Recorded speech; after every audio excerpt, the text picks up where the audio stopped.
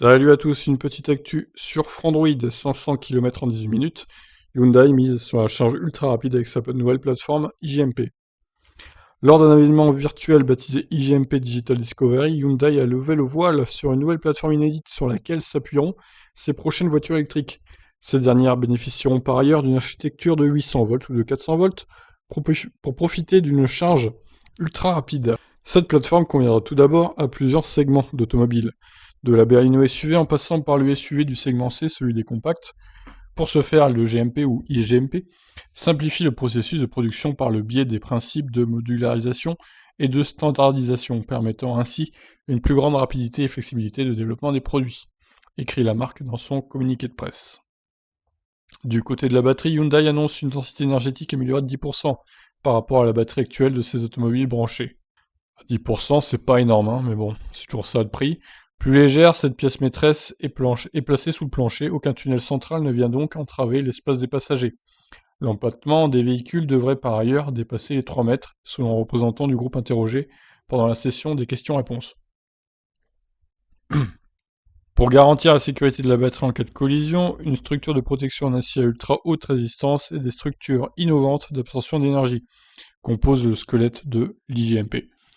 Hyundai poursuit avec son nouveau module Power Electric, composé du moteur électrique, d'une transmission et d'un onduleur, convertit le courant continu de la batterie en courant alternatif pour le moteur. Switché entre propulsion et transmission intégrale, il garantit des performances de haut niveau en augmentant la vitesse maximale de 30-70% et le taux de décélération de 33% par rapport au moteur actuel. Sur le fabricant, un moyen aussi d'offrir des performances appropriées à un segment de véhicule donné afin de maximiser l'autonomie ou de répondre aux besoins d'un client. Et B, c'est pas mal tout ça. 2 choix de transmission s'offriront à ces derniers. Propulsion ou 4 roues motrices, les véhicules à transmission intégrale pourront par ailleurs bénéficier d'un moteur électrique supplémentaire. Mais surtout, les utilisateurs seront en mesure de sélectionner alternativement les modes 2 ou 4 roues motrices afin d'améliorer l'efficience ou les performances en fonction des conditions de conduite. Pratique.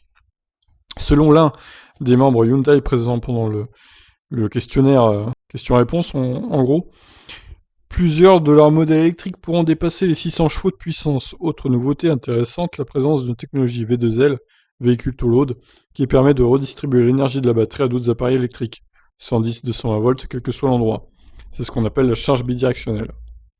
Ça c'est bien aussi.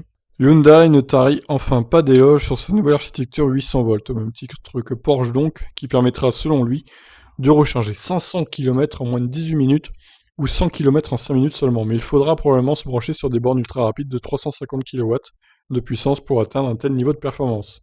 Bonne nouvelle, le réseau du consortium Unity dont Hyundai est membre en propose. Mauvaise nouvelle, son réseau est encore à densifier pour proposer un maillage européen digne de ce nom.